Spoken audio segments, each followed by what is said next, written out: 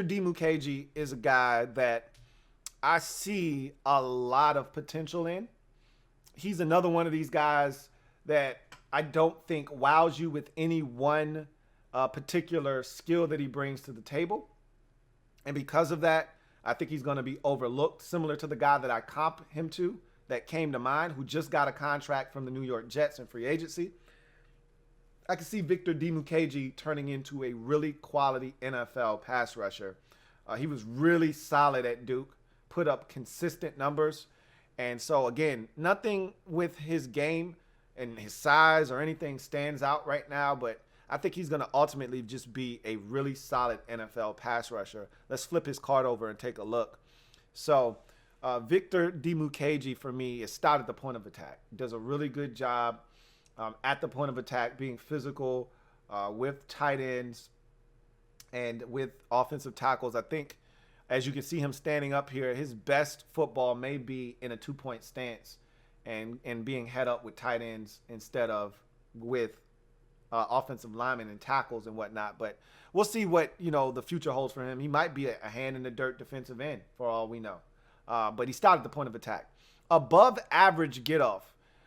When he makes up his mind that I'm going to time up the snap and I'm just going to come off the snap like a screaming banshee out of hell, he is a guy that can put pressure on the tackle and really force that tackle to get out of his stance and open up quickly. It's not an average get off. It's above average. It's not elite, but it's enough to scare a tackle, or if you get a lazy tackle or a tackle with a bad set, he can beat him with a speed rush off the edge. And the thing that makes his speed rush a little bit dangerous is that he's one of those guys that plays with a sense of urgency. So he will try to turn that corner, and that's one of his strengths.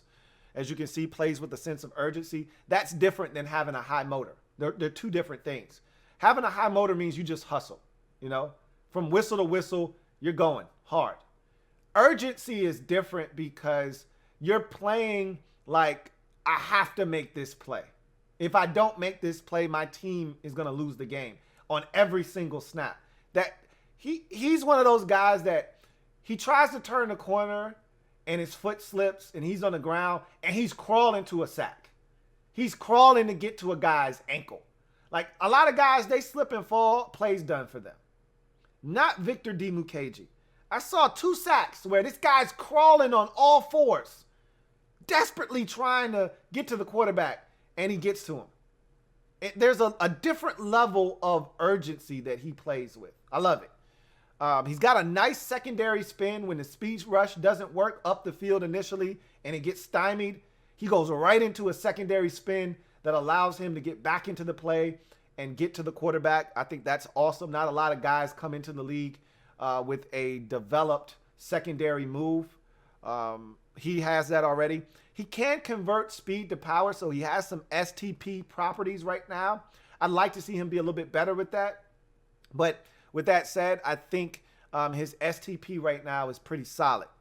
He's got a high motor, as I've kind of alluded to when I talked about his sense of urgency. But he does have a high motor, and he has really good collegiate production. I mean, if you look at what he's done throughout the course of his career, you're talking about a guy with 21 and a half career sacks, 37 and a half tackles for loss throughout his career. Those are big numbers, especially at Duke, which isn't a ACC powerhouse, okay, in football, that is. So you're talking about in 2020 in 11 games, 7.5 sacks, 11.5 tackles for loss. In 2019, 9.5 tackles for loss, 8.5 of which were sacks.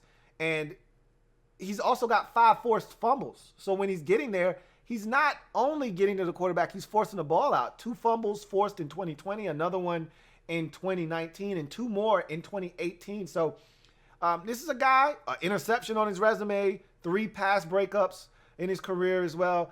Just really good collegiate production that I think translates to the next level. Weaknesses. Frame. He's got shorter arms.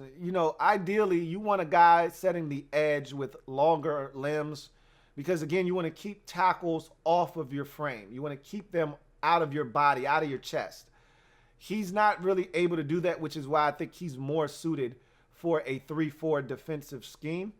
I think him standing up might be intriguing for some teams, but I think he's probably better suited for a 3-4. But I think teams may look at him and say, no, he can play with his hand in the dirt. He's fine. You know, similar to the guy I comped him to in Carl Lawson, who a lot of teams pegged as a 3-4 outside linebacker, even though he was a hand in the dirt defensive end coming out of Auburn, because he was short. He was 6'1" and some change, just right around 6'2". Same thing with Victor Dimukeje. And, you know, there was no real outlier of a trait. Nothing that really stood out. But Carl Lawson made himself into a really good NFL pass rusher, and he's parlayed that into a contract now with the Jets. I think Victor Dimukeje could see something similar. He's got the same body type, same game. It was the first person that I thought of when I watched him. Slightly above average athleticism. This is the reason why I'm not sure he could be a 3-4 outside linebacker. I don't think he has great change of direction. I don't think he has great redirect. I don't think his acceleration is top notch or even above average. I think it's average at best. I think he's baseline in his athleticism. And because of that, I think he's more suited to be a hand in the dirt defensive end. You know, so that's where you kind of get into that what is he type of question. But I think teams will look at Victor Dimukeje and say he's probably more of a base 4-3 defensive end. And that's fine too. Can get stuck on blocks. Again, that's where the lack of length comes into play. And he just got to get better at disengaging. It's hard when you don't have the reach, you know, to be able to disengage. But he's going to have to get better. He can't get stuck on blocks. No real discernible traits. That's what I alluded to already. There isn't one thing that Victor Dimukeje does that stands out and makes you say, oh my gosh, got to have this guy. He's just well-rounded. He's a Pam Mom type of guy. Proficient at many, master of none. None of these traits that he has, he's overly great at any of them. He's just solid. He's a really solid football player. So for me, I see him as a day 3 pick. I see him as a 4th round pick. I've already mentioned his comp, Carl Lawson, a guy that was drafted at like 6'1" and some change, call it 6'2". And a lot of people kind of, you know, dismissed him. I think he was a 3rd or 4th round pick, as a matter of fact, even though he had a very prestigious SEC career and put up big numbers at Auburn as a sack master.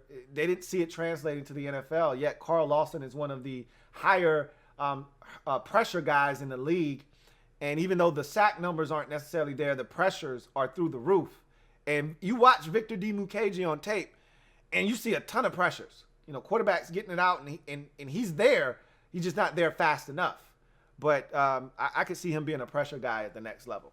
So Victor Dimukeje is my number 12 edge rusher in this draft.